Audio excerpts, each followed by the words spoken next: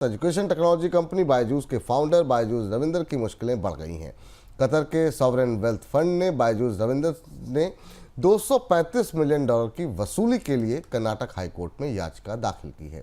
Qatar के sovereign wealth fund ने रविंदर की कंपनी बायजूस इन्वेस्टमेंट को कर्ज दिया था और उस कर्ज की गारंटी खुद रविंदर ने ली थी, लेकिन कंपनी और रविंदर ने कर्ज लौटाने पर डिफॉल्ट किया है, जिसके बाद कतर के सॉवरेन वेल्थ फंड ने कर्नाटक हाईकोर्ट का रुख किया है। सर, ये बायजूस का पूरा मसला है क्या?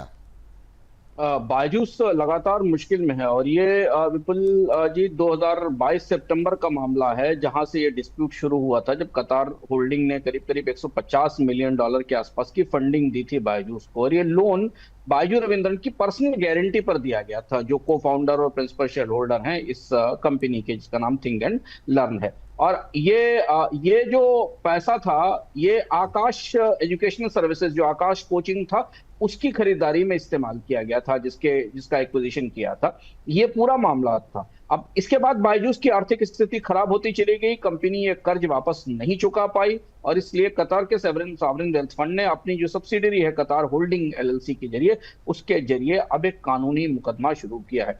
और ये हाल फिलहाल के वर्षों में पहला अपने तरीके का मामला है जिसमें कि किसी विदेशी निवेशक ने किसी सॉवरेन वेल्थ फंड में भारत के किसी स्टार्टअप पर इस तरह से मुकदमे की व्यवस्था भारतीय पक्ष के भीतर शुरू की है, क्योंकि बायजूस इससे पहले भी कई सारे कानूनी मामलों में पैसे की देनदारी में फंसी हुई है।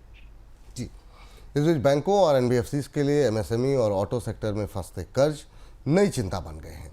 क्रेडिट ब्यूरो CRIF के आंकड़े बताते हैं कि इस साल मार्च के अंत तक एमएसएमई सेक्टर के लिए कर्ज लेने वालों में 22% हिस्सेदारी ऐसे लोगों की है जिन्होंने 3 से 5 बैंकों से कर्ज लिया हुआ है।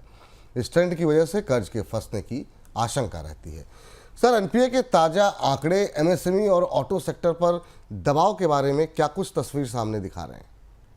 देखिए, ये एक और चिंताजनक तस्वीर है बैंकिंग सेक्टर की। हम लोग लगातार बैंकिंग सेक्टर के बारे में अलग अलग बात कर रहे हैं। इसे कई सारे ताजा संदर्भों में भारत पर टैरिफ, छोटे उद्योगों के लिए निर्यात की चुनौतियां, इनके संदर्भ में देखा जाना चाहिए। CRIF की रिपोर्ट बता रही कि एमएसएमई बारोवर छोटे उद्योगों पर जबरदस्त दबाव है और इनके एक्टिव लोन्स बढ़े हैं करीब करीब 22%, लेकिन इनके एनपीए लगातार बढ़ रहे हैं। और यहाँ अब पेमेंट साइकिल फंसने से, लोग कंपनियों को ऑर्डर समय से ना मिलने से, भुगतान समय से ना मिलने से एमएसएमई लोन अब बड़ा स्ट्रेस बन रहे हैं। इसके साथ इंडिविजुअल बिजनेस लोन भी हैं, जो लोगों ने अकेले अपने एक छोटे कारोबार को शुरू करने के लिए व्यक्तिगत रूप से ले रखे थे, जो कि पर्सनल लोन जैसे बिजनेस लोन थे।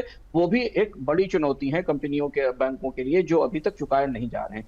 एक नया हिस्सा भी निकल कर आया है जो व्हीकल फाइनेंस का है, जो पहली बार हमें स्ट्रेस में दिखाई दे रहा है। यानी जो कमर्शियल व्हीकल्स खरीदे गए हैं कम बैंकों से, उनमें भी अब किस्तें टूट रही हैं, प्रॉपरली उनके कर्ज चुकाए नहीं जा पा रहे हैं। तो credit card, personal loan, MSME, micro finance के बाद अब इस सूची में व्हीकल फाइनेंस भी शामिल होंगे।